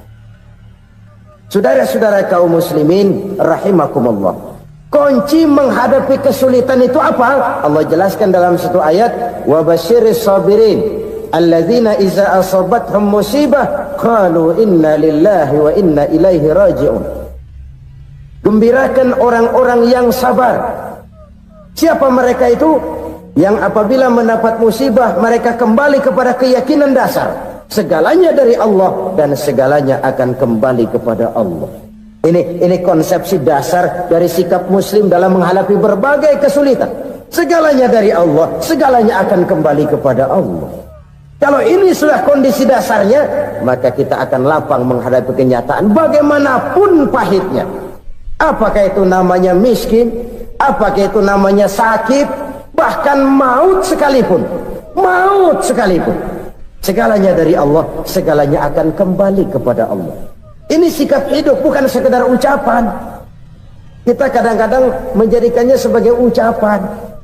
Mulutnya sehingga berhenti, innalillahi wa inna ilaihi raji'un, tapi nangisnya terus gerung-gerungan. Bukan itu, ini kesadaran moral. Kalau segalanya dari Allah, segalanya kembali kepada Allah, kan sebenarnya cuma nunggu giliran. Hari ini saya nyembayangin dia, entah hari apa saya disembayangin orang. Hari ini saya antar dia ke kubur, entah hari apa orang nganterin saya ke kubur. Hari ini saya tahlilkan dia, entah nanti kapan orang tahlilkan saya. Segalanya dari Allah, segalanya akan kembali juga kepada Allah. Oleh sebab itu saudara-saudara, kesulitan bukan untuk ditakuti. Kesulitan justru untuk diatasi, dicarikan jalan keluarnya. Dan tidak ada orang yang tidak pernah mendapat kesulitan. Tidak ada. Semakin tinggi status sosial, semakin tinggi kualitas keimanan, semakin besar juga tingkat kesulitan. Hanya saja bagaimana cara kita mengatasinya. Dan Al-Quran menyatakan, inna ma'al usri yusra. Di balik kesulitan itu pasti ada kemudahan. Roda itu berputar. Karena itu Rasulullah sallallahu alaihi wasallam mengingatkan kepada kita, ta'arraf ila Allah fir raha ya'rifka fis shiddah. Ingatlah kepada Allah di waktu kamu senang, supaya Allah ingat kepada kamu di waktu kamu susah. Kalau waktu senang kita ingat kepada Allah, kita susah, Allah tidak akan meninggalkan kita. Tapi kalau waktu senang kita jauh dari Allah, sujud tidak sempat, dengan masjid jauh, ketika senang kita lupakan Allah. Nanti begitu kita susah, Allah lupakan kita. Dan itu menyakitkan. Oleh karena itu orang-orang tua kita dulu bilang, kalau lagi sehat ingat-ingat lu bakal sakit nanti. Kalau lagi kaya ingat-ingat satu saat kita bakal jatuh miskin. Bahkan kalau lagi muda ingat-ingat kita bakal tua. Dan yang terpenting, kalau lagi hidup ingat-ingat kita bakal mati. Saudara-saudara kaum muslimin rahimakumullah. Jadi yang kedua yang merupakan perbendaharaan surga, menyembunyikan musibah. Saudara-saudara kaum muslimin rahimakumullah. Hal ketiga yang merupakan perbendaharaan surga adalah wasilatur rahmi. Orang yang suka bersilaturahmi. Sebagaimana yang kita maklum bahwa manusia adalah makhluk yang disebut zon politika. Makhluk sosial yang tidak mungkin hidup sendiri-sendiri. Betapa dan siapapun kita memerlukan orang lain. Bodoh betul manusia kalau tinggal di tengah masyarakat tapi tidak mau bermasyarakat. Merasa hebat sendiri, pinter sendiri, gagah sendiri, kaya sendiri. Mungkin kalau mati juga ngubur sendiri. Jangankan kita di sini, Di surga saja Nabi Adam waktu sendirian bengong melulu, mondar mandir.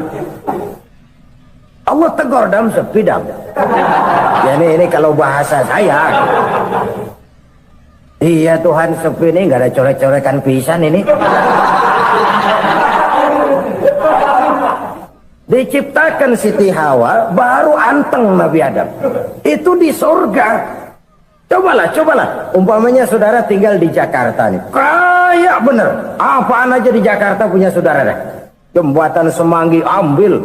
Monas, Buntel bawa pulang. Hotel-hotel ambil semua. Cuman tinggal di Jakarta sendirian. Apa enaknya? Betapa dan siapapun kita perlu orang lain. Tidak ada seorang pun yang bisa memenuhi kebutuhan hidupnya secara sendiri-sendiri. Nah, Islam telah menyelamatkan manusia dari ras diskriminasi, mengikat manusia dengan persaudaraan yang berlandaskan kepada akidah. Karena itu dianjurkan bersilaturahmi. Bahkan Nabi menyatakan, "Man arada ayyubsata lahu fi rizqihi wa yunsa'a fi atharihi falyasil rahimah." Siapa yang kepengen diluaskan rezekinya dan dipanjangkan usianya, banyaklah ia bersilaturahmi. Siapa yang kepengen dimudahkan rezekinya, hendaknya ia banyak bersilaturahmi. Kalau banyak teman, kesulitan kan paling tidak ada tempat cerita. Udah susah, sendirian kita pikirin diri, nggak ada tempat tukar pikiran. Cepet banget sama bengek. Dilawan sendiri. Nah, secara makro kita bisa berkata, tidak mungkin ada kemenangan kalau tidak ada kekuatan. Tidak ada kekuatan kalau tidak ada kesatuan dan persatuan. Tidak mungkin ada kesatuan dan persatuan tanpa semangat silaturahmi. Kalau umat Islam mau menang, dia harus kuat. Kalau umat Islam mau kuat, dia harus bersatu. Kalau umat Islam mau bersatu, dia harus membudayakan silaturahmi ini. Bahkan sampai-sampai kata Nabi, kalau bisa cari nilai tambah. Apa? Silman qata'at. Bersilaturahmilah kau kepada orang yang marah denganmu. Masya Allah, indahnya ajaran agama kita. Orang yang marah pun kepada kita, kata Nabi, kalau bisa bersilaturahmilah kepadanya, kepada orang yang marah itu. Di situ nilai tambah. Cuman jujur nih hadis, ngucapinnya gampang, ngamalinnya yang berat banget. Orang marah sama kita disuruh silaturahmi, ada apa malu? Lu marah, ada gua marahan lagi. Gue pikirin. Saudara-saudara kaum muslimin rahimakumullah. Tapi ini yang diajarkan, bahkan ini yang dicontohkan oleh baginda Rasul. Bagaimana begitu mudah, misalnya satu saat Abu Jahal ini ngatur strategi bagaimana bikin Muhammad celaka. Dia gali lubang di depan tempat tidurnya. Dia tutupin daun korma. Terus dia panggil seseorang, ke sini. Kasih tahu Muhammad, pamannya sakit keras, minta ditengokin. Berangkat orang ini ke sana. Muhammad, labbaik. Pamanmu sakit keras, dia minta ditengokin. Baik, saya akan datang menjenguk beliau. Berangkatlah Nabi ke rumah Abu Jahal tanpa prasangka apapun. Abu Jahal udah pasang setil, selimut 3 rangkap setengah dipakai, persis kayak orang meriang. Tapi sembari ngintip dari balik selimut, begitu Muhammad buka pintu, nah masuk perangkap nih. Muhammad jalan menuju tempat pembaringan. Makin lama makin dekat, makin lama makin dekat, makin dekat ke lubang yang dipasang oleh Abu Jahal itu. Dalam hati Abu Jahal, terus dah jatuh, mampus dah lo ini. Mampus lo hari ini nih. Apa yang terjadi? Malaikat Jibril datang. Muhammad, pamanmu cuma pura-pura sakit. Di depan tempat tidurnya ada lubang perangkap supaya kamu jatuh ke situ. Sudah, kamu pulang. Balik kanan Nabi. Sudah hampir jatuh ke lubang, balik kanan, pulang. Bayangin kecewanya Abu Jahal. Muhammad dikit lagi, Muhammad dikit lagi. Enggak paman, saya pulang aja. Emosi bangun dari tempat tidur, enggak sadar kalau lagi pura-pura sakit. Lompat ngejar Nabi, dia lupa dengan lubang yang dia gali. Pusrak, nyemplung sendiri ke dalam lubang.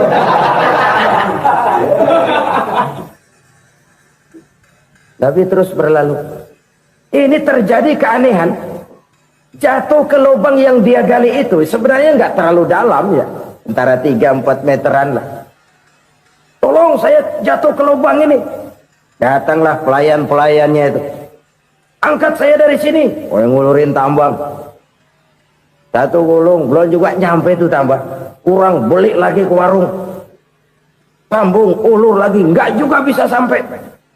Wah, ini kerjaan Muhammad ini. Tolong, siapa salah seorang kamu ke rumah Muhammad, kasih tahu encangnya kecebur. Minta ditolongin.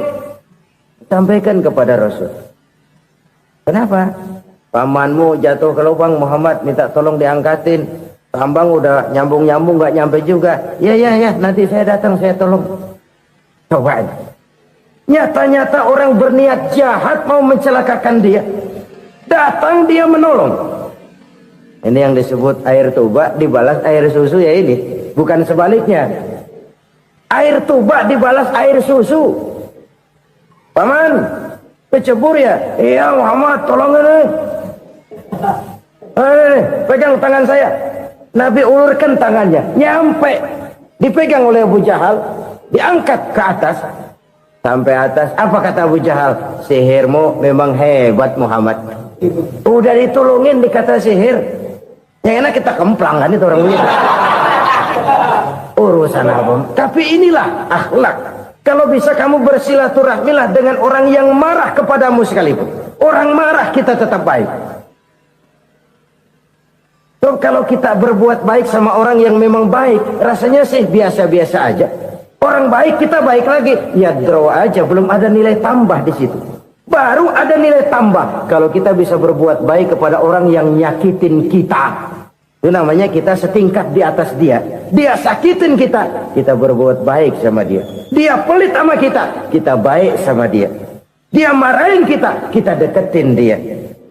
Di situ kita punya nilai tambah.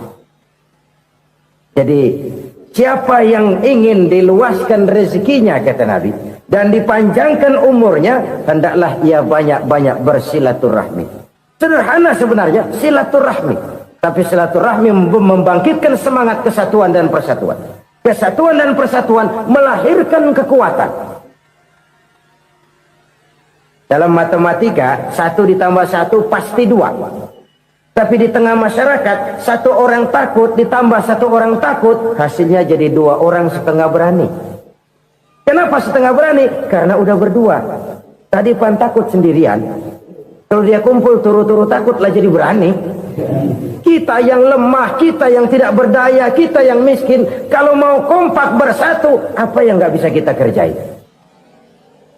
Apalagi tinggal di kota besar, pilihan cuma 2. Bertahan atau minggir. Bertahan atau minggir. Untuk bisa bertahan harus mampu bersaing. Untuk mampu bersaing harus punya keahlian. Keahlian harus ditunjang dengan pendidikan, ditambah oleh kekompakan sebagai umat. Udah miskin mencar mulu, orang injak kita. Orang nggak pandang urusan apa malu.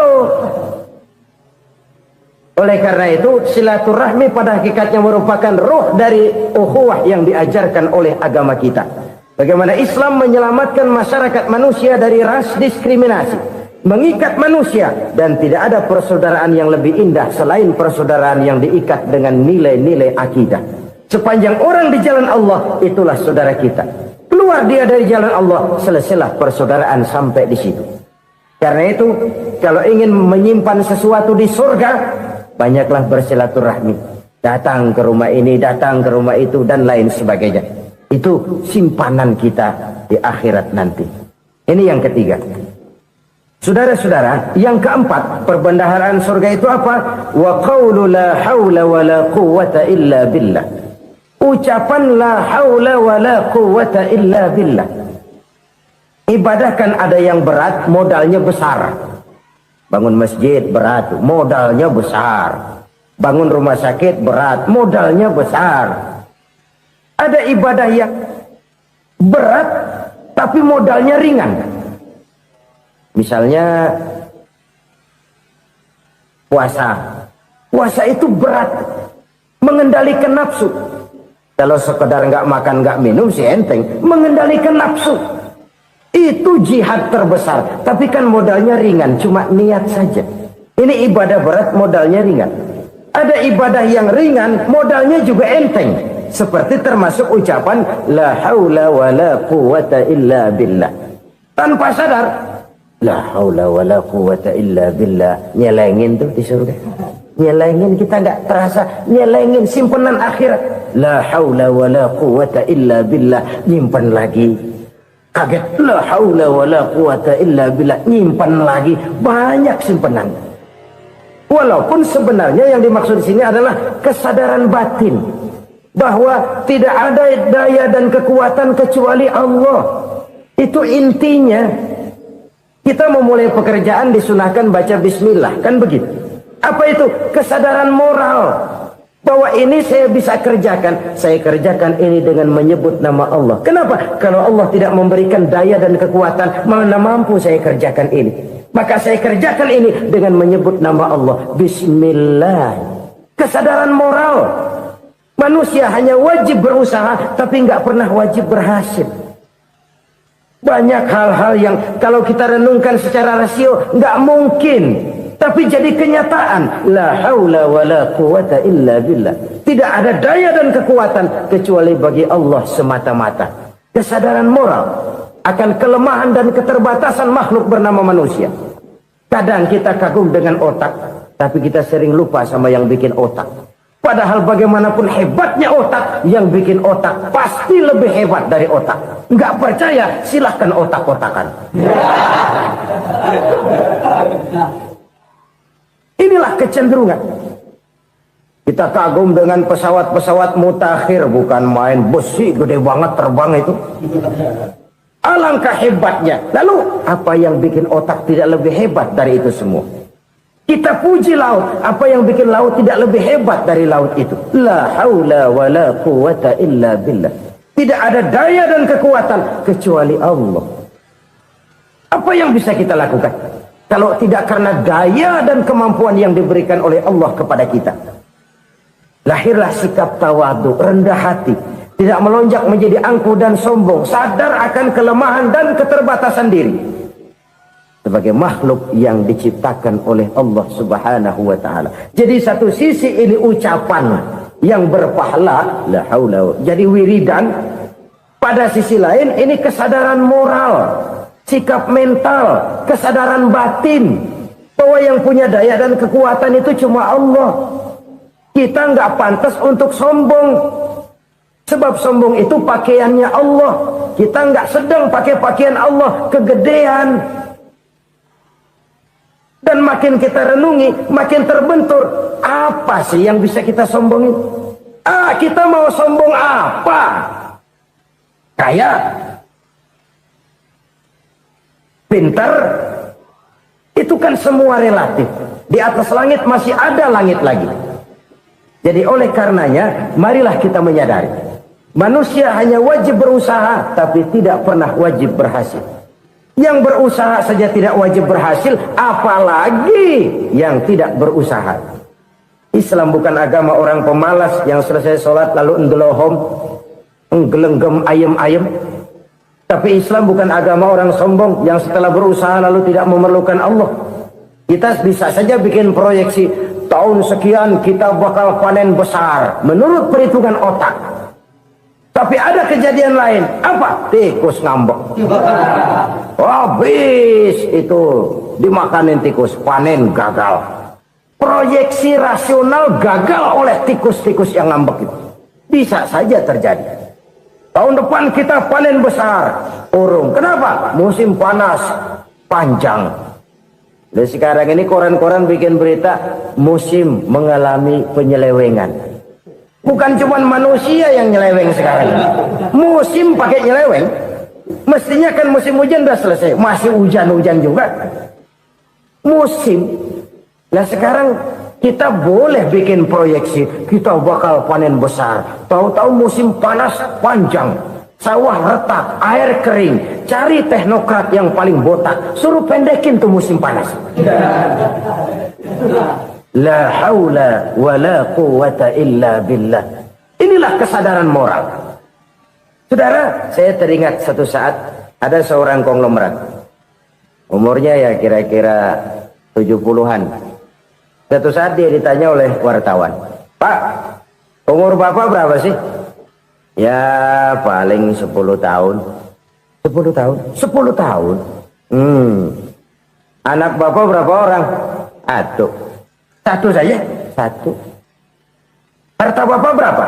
Ya paling-paling bangsa 7 juta kali. 7 juta? Iya. Pak, kenapa Bapak bohongi saya? Bapak punya buku biografi. Koran-koran, majalah-majalah banyak memuat cerita riwayat hidup Bapak. Saya tahu umur Bapak 70. Kenapa bilang cuma 7 tahun? Saya tahu anak Bapak 8. Kenapa cuma bilang 1? Saya tahu harta Bapak miliaran, mungkin triliunan. Pabrik di mana-mana, bank di mana-mana. Kenapa bilang uang Bapak cuma 7 juta? Nah, kata si konglomerat tadi, "Kamu benar, nak, kamu benar. Umur saya kalau jumlahnya memang 70, nak. Cuman ingat-ingat saya, baru 7 tahun terakhir ini saya sujud. Baru 7 tahun terakhir ini saya berusaha dekat dengan Allah. Saya laksanakan perintahnya, saya jauhi larangannya. 7 tahun inilah rasanya yang ada nilainya di hadapan Allah. Yang 63 tahun matong, kelabu, kelem umur gue. Habis untuk maksiat, untuk munkarat. Maka ketika ditanya tadi, umur saya 7 tahun itu. Oh begitu Pak. Oh iya. Lalu anak Pak. Anak Bapak kan 8. Kenapa bilang cuma 1? Nah, kalau jumlah hitungannya memang anak saya 8. Tapi dari 8 orang ini rasanya cuma 1 nih. Yang bakal jadi buah hati, belahan jantung. Pelanjut cerita, penerus sejarah. Bakal jadi anak soleh yang akan mendoakan saya. Cuma 1 rasanya anak saya ini yang bakal jadi buah hati saya. Besar-besaran saya. Yang akan mendoakan di kubur saya. Yang akan mendoakan di akhirat saya. Yang 7 orang mana? Masya Allah. Yang 1 tenggeng. Yang 1 nyekek botol mulu. Yang 1 nggak karu-karuan. Makanya saya bilang 1 anak saya yang akan bisa mendoakan saya. Oh begitu Pak. Iya. Nah harta Pak. Harta Bapak kan triliunan. Pabrik Bapak di mana-mana. Uang Bapak hampir di tiap bank-bank besar. Kenapa bilang cuma 7 juta? Betul kau nak. Harta saya kalau jumlahnya memang miliaran, triliunan mungkin. Tapi yang saya ingat baru 7 juta tuh yang saya belanjakan di jalan Allah. Saya nyumbang masjid, saya santuni yatim piatu, saya bantu pembangunan pesantren, saya bantu pembangunan rumah sakit Islam. Itu yang akan saya bawa pulang ke akhirat, yang 7 juta itu. Yang triliunan itu nanti akan diperebutkan oleh anak-anak saya sebagai waris saya. Jadi harta saya 7 juta itu yang bakal nemenin saya di akhirat, yang akan saya bawa pulang jadi teman saya. Saudara-saudara kaum muslimin, jangan-jangan orang tua itu adalah kita-kita ini. Jangan-jangan kita-kita ini adalah orang tua itu. Jangan-jangan itu potret dari diri kita masing-masing. Dari sekian umur yang diberikan Allah, berapa tahun yang ada nilainya di hadapan Allah? Dari sekian anak-anak yang merupakan amanah, berapa yang akan mendoakan kita sebagai orang tuanya menjadi anak soleh? Dari sekian banyak harta yang diberikan Allah, berapa yang akan kita bawa pulang menghadapnya nanti, yang kita belanjakan di jalan Allah? Ini sebuah potret kehidupan. Karena itu kita kembali kepada la haula wa la quwwata illa billah. Kita wajib berusaha, kita wajib berikhtiar. Selebihnya, segala daya dan kekuatan hanya milik Allah saja semata-mata. Satu kesadaran batin dari setiap pribadi muslim. Setelah ia berusaha dan berikhtiar, ia menyerahkannya kepada Allah Subhanahu wa ta'ala. Jadi, satu sisi ini merupakan wiridan ucapan yang mengandung pahala. Pada sisi lain, ini merupakan sikap batin dari seorang muslim di dalam ia menghadapi realitas kehidupan ini. Saudara-saudara kaum muslimin, rahimakumullah. Kalau ini kita jadikan satu basis kehidupan, maka ini akan menyelamatkan manusia dari kemungkinan tergelincir menjadi orang yang lupa diri dan lupa darat. Sebab itu Imamul Ghazali berpesan, jadidis safinah fa innal bahra amiq wa khuziz zad fa inna safara ba'id wa khaffifil hamla fa innal hamla sadid. Perbarui selalu kapalmu karena lautan sangat dalam. Bawa bekal yang banyak karena perjalanan ini sangat jauh. Ringankan beban karena kebanyakan beban akan menyakitkan. Alangkah indah kalimat ini, alangkah dalam makna yang terkandung di sana. Perbarui selalu kapalmu karena lautan sangat dalam. Apa artinya ini? Jaga mentalmu baik-baik. Pelihara imanmu baik-baik karena hidup penuh cobaan seperti lautan. Kita kalau berlayar di lautan kan kadang-kadang tenang, angin bertiup sepoi-sepoi basah. Jika malam datang bintang gemintang bertabur menghias cakrawala, rembulan memantulkan sinarnya dengan indah. Dalam keadaan begitu berlayar enak, tapi lain saat ombak menggunung, halilintar menyambar, angin topan bertiup. Berapa banyak sudah saudara-saudara kita yang tenggelam di lautan dunia tanpa sadar bahwa dia belum sampai kepada pantai yang akan dituju. Berapa banyak sudah saudara-saudara kita yang tenggelam di lautan dunia ini tanpa sempat bangkit lagi. Dia menyangka sudah sampai kepada tujuannya. Hati-hati kapal jangan sampai bocor karena lautan sangat dalam. Iman ini jaga baik-baik karena hidup penuh dengan ujian. Wa khuziz zad fa inna safara ba'id. Bawa bekal yang banyak karena perjalanan sangat jauh. Saudara mau ke Bandung, bawa duit. Saudara mau ke Surabaya, banyakkan lagi duitnya. Saudara mau ke Mekah, gepokan, iketan tuh duit nggak lembaran lagi. Makin jauh perjalanan, makin banyak bekal yang harus kita bawa. Kalau saudara dari Jakarta mau ke Surabaya, kagak bawa duit berangkat juga, itu sih bukan berani namanya, nekat. Sampai Surabaya belum tentu, sengsara di jalan udah pasti. Kenapa? Nggak bawa bekal berangkat. Sama juga kita nih, misalnya belum sempat sembahyang, mati. Waduh, berani banget orang. Belum punya bekal, mati. Sengsara di jalan. Atau bekal tidak cukup. Dari Jakarta saudara mau ke Surabaya, bawa duit 500 perak. Paling jauh Cikampek nyampenya itu. Paling jauh itu. Antara jauhnya perjalanan dengan bekal yang saudara bawa tidak seimbang. Hidup ini perjalanan panjang. A walking tour. Dimulai dari alam arwah. Sebelum jasad diciptakan, roh diciptakan lebih dulu. Dari situ pindah ke alam rahim. Dari alam rahim pindah ke alam dunia. Dari alam dunia pindah ke alam barzah. Baru menuju akhirat. Satu perjalanan panjang. Kalau bekal tidak bawa, sengsara di jalan. Bawa bekal yang banyak karena perjalanan ini sangat jauh. Wa khaffifil hamla, ringankan beban karena beban itu cuma akan menyulitkan. Kalau bekal itu sih keperluan, tapi beban nggak kita perluin, cuma ngeberat-beratin. Apa ini beban? Dosa, kecurangan, kebatilan, kezoliman, ketidakadilan, kesewenang-wenangan. Itu akan jadi beban kita di akhirat. Alangkah celakanya, perjalanan panjang, bekal tidak bawa, beban kelewat banyak, alamat sengsara di jalan. Pahala tidak ada, dosa berlipat ganda. Na'udzubillah, summa na'udzubillah. Kalau kita rangkum nasihat Al-Ghazali dengan kisah si konglomerat tadi, kita akan mengambil kesimpulan. Pertama, bekal terbaik dalam menghadapi gejolak kehidupan ini tidak lain adalah iman. Yang kedua, pahala dan dosa. Dua hal kontroversial. Pahala adalah bekal, dosa adalah beban. Tapi kita sekarang kan tidak begitu terangsang kepada yang abstrak. Orang berlomba mencari yang konkret-konkret saja. Yang real. Kalau memang dosa, benjol dong. Kira-kira begitu. Kira-kira begitu.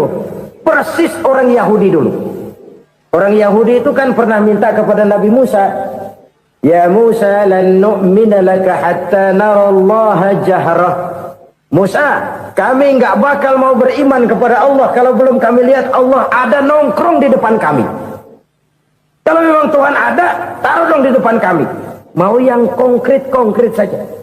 Kalau memang dosa, benjol dong. Kalau memang pahala, berasa dong.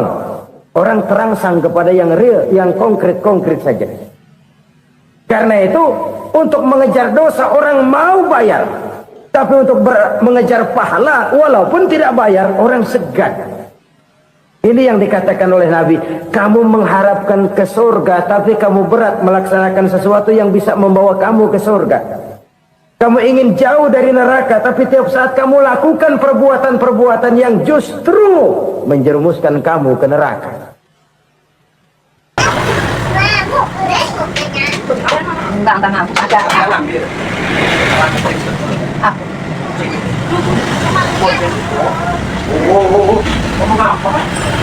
Tuangan rebut. Dia berkawin kayaknya ya, bentar.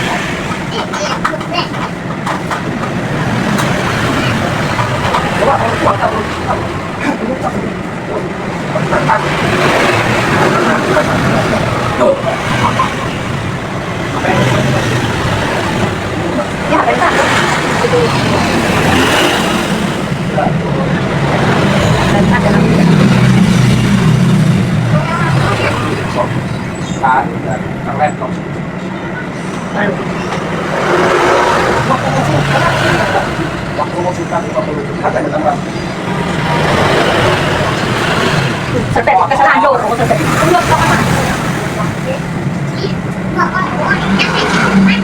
Apa ya? Kegiatannya.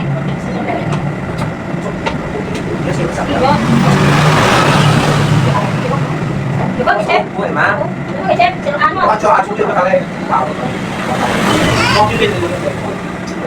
Mau jadi kita mau nih. Oh, saya ada.